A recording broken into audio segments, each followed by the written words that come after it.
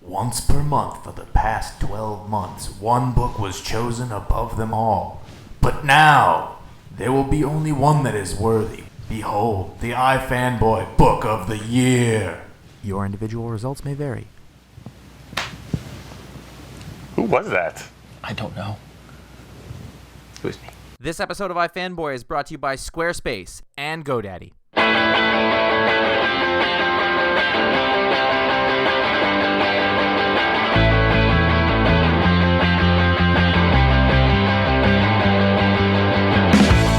Welcome to iFanboy, the comic book discussion show from the website iFanboy.com. My name is Connor Kilpatrick, and I'm here with Josh Flanagan riding the couch. And I'm Ron Richards, also riding the couch.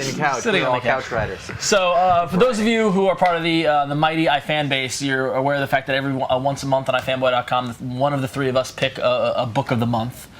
If you're not aware of that, go to iFanboy.com. You can read a whole review of the book of the month. It comes out. We put a lot of work into it. It comes out the first Monday of the month. But here we are. It's the end of 2009. It's the end of the year. Yep. So we've picked 12 books that we've determined the book of the month. And in this episode, we are going to determine what the book of the year is. The best book. The best book, hands down. Choices. Yeah, it's a lot. So we're just going to review the books that came out this year. We're going to quickly tell people what they were. Who the contenders are. We're going to spend half an hour on each. Yeah.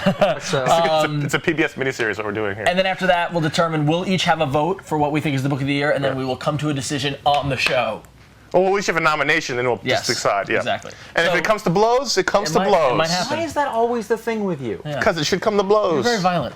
So if we turn the clock back 12 months to January of 09, It was winter, it was cold. I had the first book of the month, and Grey's Anatomy was the #1 show on television. And there was a light in a new president's eye. No one had a job, and still don't. So in January of 09, I went with Empowered Volume 4 by Adam Warren. The reason why I went with Empowered was because I just discovered the series Empowered. It's a series of a thicker, kind of larger size than digest size. Sort of manga-esque. Manga-esque. Mm-hmm. I discovered the first 3 volumes in 2008, loved them. January of 09 is when Volume 4 came out, and this book is just, Adam Warren has got great American manga kind of style. The book is witty, it's satirical, it's a little sexy. It has a parental advisory on the cover. I've never seen that. It comes wrapped in plastic. It does. Really? It comes shrink wrapped. Like a hustler. Yeah. So, I have so much fun reading Empowered. So that's nice romance. It's a romance comic that's satirical on the bad girl. Superhero, making fun of bad superheroes, books and stuff like that. So it's fun. It's a good time.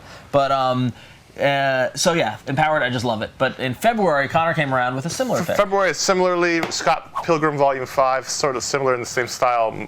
These come out one-shot manga. Well, not one-shots, but digest mangas. Yeah. Canadian manga-esque. Yep. Not really American manga, but we love this series. The biggest book of February. We've done a show on it. It's come up with multiple shows. We've interviewed Bryan We've interviewed him multiple times about this. It's one of our favorite series. It comes out once a year or so in these volumes. Biggest book in February, one of my favorite books of the year, one of the best series, one of the most important series. This is the Empire Strikes Back of the series. Yeah, it's very darker. This is where the book goes in a dark way. And there's one more? 2 more? One more. One more? I think one more. 7 we volumes. don't know 6 anything. volumes. Yeah. But great. Harry Potter's one, this is the other. Great book. This is a book for everyone. This is the Harry Potter comic. Yeah, absolutely. Absolutely. March book was mine, and that was All-Star Superman Volume 2, Grant Morrison and Frank Quitely. Doesn't get any better than that. That was about, they're still winning awards. It hasn't been published. But somehow it keeps winning. You can get the Eisner for 2010 as well, because that's how good it was. Second hardcover came out.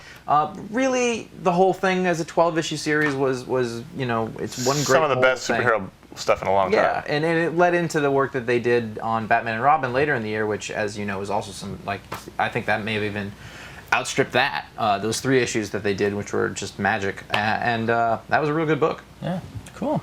So in April, I actually, there's no rule saying the book of the month has to come out that month. No. I actually went back to a book that came out in summer of 08, a book called Freddie and Me by Mike Dawson, which was a fantastic autobiographical comic about Mike's life growing up being a huge Queen fan. I love Queen. I love being a big fan of musicians. You related really strongly totally to related to it. Totally. I mean, like, if you could substitute the bands, it was like, this is my life. Yeah. You grew up in England? Well, no, but not the British here? thing and the with the love of the music and the relating to it. And no one understanding you. But did you sing at summer camp? No, I did not sing. Because that was some terrifying shit. Yeah, it was. But it was constantly great. evangelizing. Yeah, it was great. It was honest. The cartooning was fantastic, and it's just a great self-contained autobiographical graphic novel. So I love that book a lot. So in May, we're up to May, right? Yeah, we're up to May. I went a little bit off the grid for May and went with Gus and his gang, which is from French cartoonist Chris Blain. You went high concept on us. High concept. Yeah. First, second. Possibly one of the least popular choices we've made. 7 polls. This was a French... 2 of them here. Not many comments. This was a French cartoonist doing a Western. How's that feel? That's usually my forte. It didn't feel too good. No. Josh, you read this. I did. It's a very offbeat take on the Western. It's more of a love story. The Western aspects of it are the background. It's really about these outlaws finding love. It's like a bunch of vignettes, too, that don't seem to have anything to do with each other, and by the end you realize that they are telling one complete story. Yeah. It's a lot more. It's a lot better than it seems at first. If I can, like, if you pick it up, you're like, what is this? Like, as you go through it, it very much grows on. I love the art style. It was it's exciting. The art was exciting, and it's hard to describe that, but it comes out in the art, and it was very. I mean, it's not for everybody. They've got really exaggerated features, big feet and noses, and things like that. One guy's got broccoli hair, but he does. It's in the shape of broccoli, but it's red. Could be cauliflower. You said Norman Osborn's bad. Chili cauliflower. But it was. I really enjoyed it. I liked taking on a genre and putting a twist on, especially somebody outside of the genre, somebody from France who's not, steeped in the Western. It was an interesting book. I liked it a lot. Yeah. If you remember June, you will remember that Joe Kelly's I Kill Giants was the book of the month that month. There was no choice in what that was. That was the trade that everybody was waiting for. Got a lot of critical acclaim. A lot of critical acclaim. It lived up. I've never heard of this book. Yeah. I don't think that's true. This was the first half of the year, especially, was really Joe Kelly's year. He's still going, but he had more stuff coming out at that point. And I Kill Giants is probably sort of his big triumph in his. I hesitate to call it a comeback, but he went away, did animation. His resurgence. When he returned to comics, he really came swinging, and now he's doing Amazing Spider-Man and a bunch of stuff. And I Kill Giants is just a really touching story about a troubled young woman, Barbara Thorson, and with art by J.M. Nimura.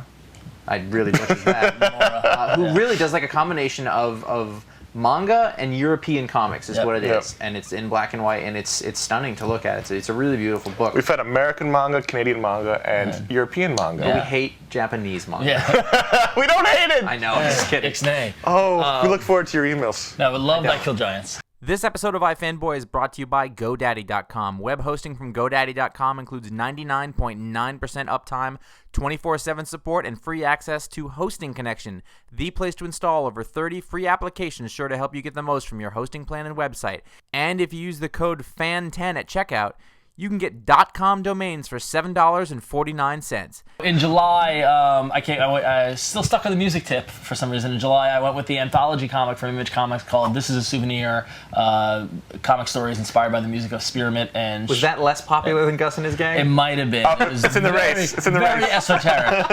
But, if you liked, Image has put out a couple of these before. They put out the Bell and Sebastian anthology. They put out the Tori Amos anthology. I purchased one. I knew of Spearmint, but I actually never listened to them. So I wanted to be like, okay, what if I know nothing about the band? I really wanted that. Actually, you wrote, after reading a review, it's that oversized one, right? Yeah, it's the size and of a McKelvey art. In yeah, it? it's the size of it's 12 inch. It's 12 inch by 12 inch size of a record album. The first story is a phonogram story. It's a phonogram story. Kieran Gillen and Jamie McKelvey. Great creators in here. Like B. Clay Moore has a story in there as well. Mark Ellerby has a great story in there. It was so much fun to read. And then I went and got some of the songs by Spearmint, and it all made it that much better. And now he's actually playing bass in the band. So weird. Coming out of San Diego Comic-Con into August, we had one of the biggest books of the year, which was Darwyn Cooke's Richard Stark's Parker the Hunter, which is a really long title. A really awful title. This is one of those genre-busting books, one of those form-busting books. This is a book that is getting out into the world beyond the comic world, but this is Darwyn Cooke's take on Richard Stark, who was also Donald Westlake, pen name. Hard-boiled crime. No heroes, everyone's bad. It's you may remember 60s Payback. Several movies. Mel Gibson's Payback. And an earlier Lee Marvin did He's a did tough version guy, of it. the Lee Marvin. Talked to Darwyn in San Diego about this. Did a whole interview about it. Beautiful book. Beautiful book. Great writing. This is some of Darwyn Cooke's best work. He's one of my favorite creators. This was an easy choice, and it's I'm not giving anything away. It's probably going to be talked about at the end of the show. All right, well, stay on that. Hold off on that. I'm just saying. Shush. Asterios Polyp. the book from David Mazzucchelli. This is a book that rocked comics, although I think it rocked the comics industry probably a the lot industry more. And the media more than the world. It really was a blast of graphic novel creativity. In this one story, we did an entire 45-hour-long audio podcast. 45-hour-long podcast? 45 minutes Somewhere to an in hour. Oh. This is like J.D. Salinger coming out of and dropping a Magnum novel on a And desk walking and walking away. away again. And having it be really, really good. Yeah, as opposed to what would normally happen, where you'd be like, oh, that's... Yep. David Mazzucchelli is a reclusive sort of comic genius who hasn't done work in a long time. He came back, Teaching. This is actually his first full, real graphic novel. dropped It's all this his. thing on everybody, and walked away again. And it's a triumph of design and storytelling and graphic novel storytelling, and it's just there's so many things going on that we do not even have time to begin to get into it, but it's an experience, and it's a wonderful experience. If you're into art, like the art aspect of comics and how that tells the story and visual representation of character and emotion, you have to at least look at this book. Yeah, absolutely. You have to. So, following that, in October, I came back with the book of the month, Matt Kindt's 3-Story, which is a great self-contained graphic novel from Dark Horse. Matt Kindt is one of the kind of new crop of kind of alternative, indie One of the new creators who are rising coming indie up, stars, rising yeah. stars, along with Jeff Lemire and Yeah. things like that. 3-Story was just a really touching story of this life of this the 3 chapters, 3-Story, telling the story of a guy who grew to be a giant, and told through the eyes of his mother, his wife, and his daughter. And it was just the way Kindt used artwork and mixed media to tell the story. It was just unlike anything I've It was very emotional. Very emotional, Yeah. yeah. And a bit of a departure from Kindt's first book, Super Spy, which was very complex and intricate, where this one was a lot more nuanced and feelings and things that you're looking at a picture on the page and there are no words you're inferring from by looks and things like that, which is tough to do in the graphic novel form. Yep. So. November brought us G.I. Joe Cobra, which is the collection of the great miniseries that hit out of nowhere this year, one of our favorite minis of the year. And it's basically 24 in the G.I. Joe world. That's how I would describe it. It's kind of awesome. 6 of the issues, 3 of them were pick of the weeks on iFanboy.com. It was really the adultification of G.I. Joe. And it's really, if you stripped away the name G.I. Joe and just called it Cobra, it wouldn't make any sense, first of all. Chuckles Strikes Back. But you wouldn't even know, really, it was G.I. Joe. It's about Chuckles, the undercover guy, going in deep cover to infiltrate this new terrorist organization, which we'll find out much later in this Cobra, and how hard it is to be undercover, the choices you have to make, how much of yourself do you lose when you're undercover and you have to hold your cover. Yep. Perhaps you have to do horrible things to stay, keep your mission alive, and what that does to a person. It was really surprising. Great art, really stark. It was a surprising, awesome It was book. a perfect thing from out of nowhere. Yep. It had no right being as good as it was. No, shocking. Almost, I bought on a lark, too. Yeah. I can't, yeah. And December. There it is. Tiny Christmas book. Alex Robinson, one of my favorite creators.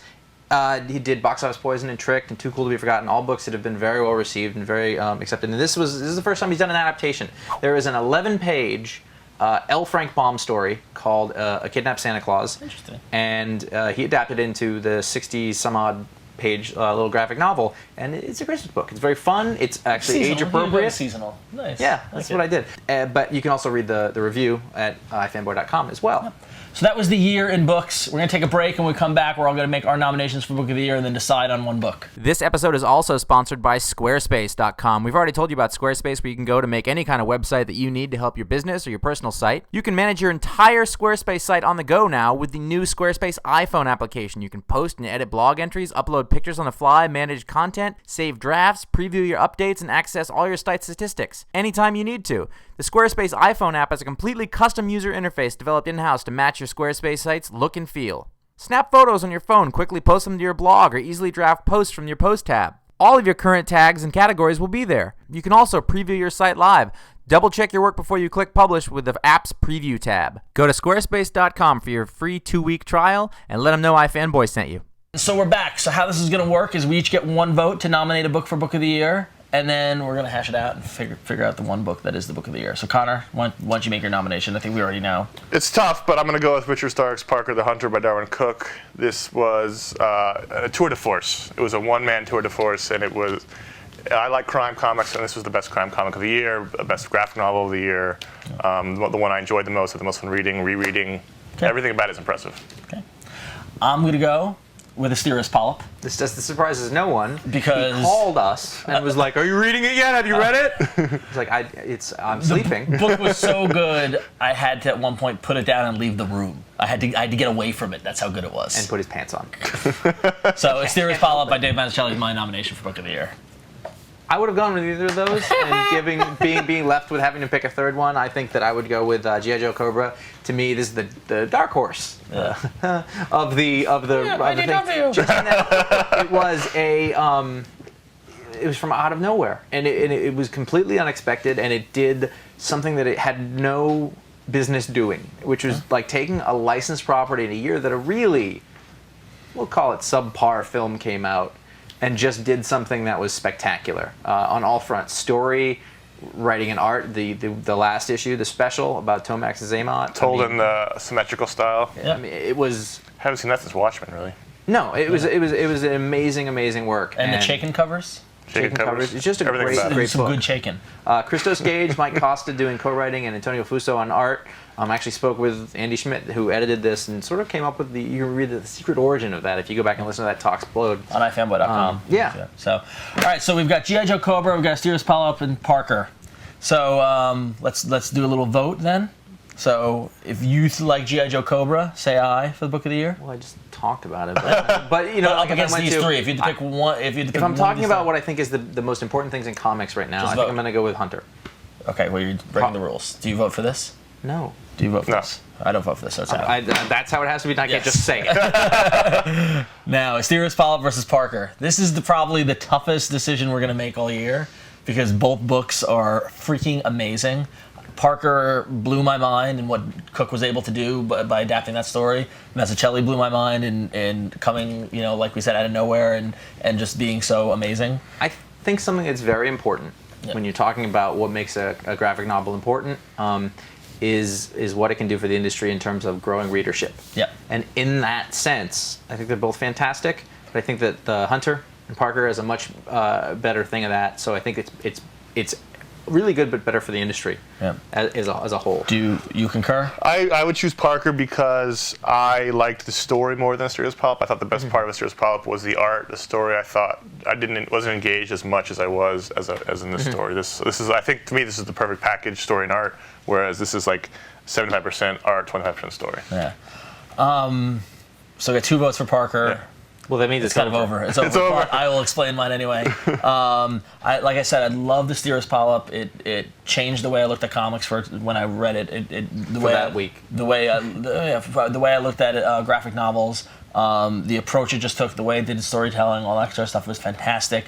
But to Josh's point, it's still a little alternative, insidery. Like, I don't know if I could hand this to my dad and be like, this is going to be great. I could hand it to somebody who I know also reads comics and gets it, but you still need to know the language of comics way more to really understand what the everything he's doing. almost to more so understand, than something than Watchmen. Yeah, you have to understand what his brilliance is, understanding the word balloons and placement of things, and there's a lot more going on. It's like Citizen Kane. Now, alternatively, with Parker by Darwyn, when we talked to him in San Diego, we talked a lot about the book design, the jacket design cover, and the whole approach they took to it. And like, I've been in bookstores, and this is sitting there. It's all designed to bring in To look like other book. people. It's to fool people. Right.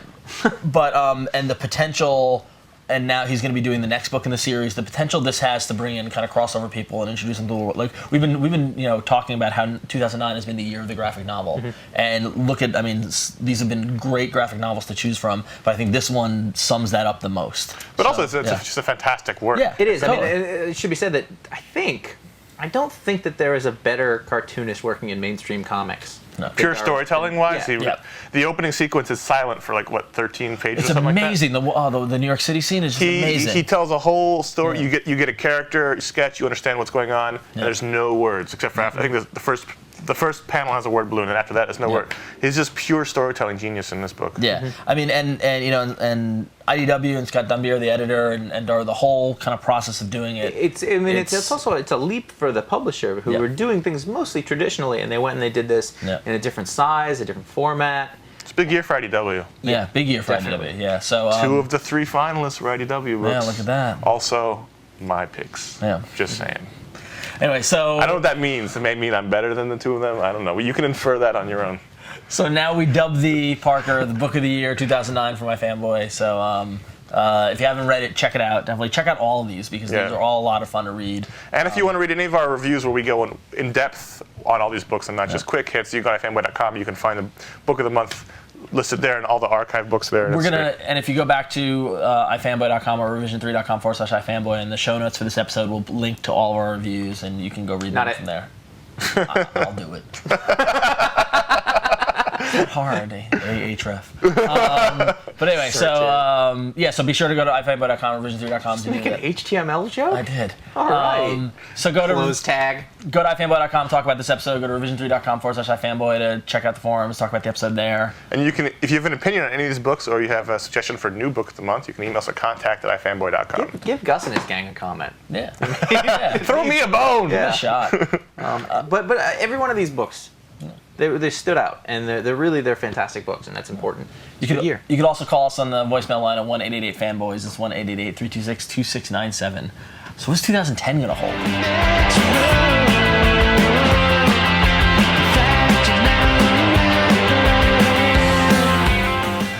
Are we still doing this? Year? We're doing this every month again. Wow. It's always the worst part. It's always the worst part of the month.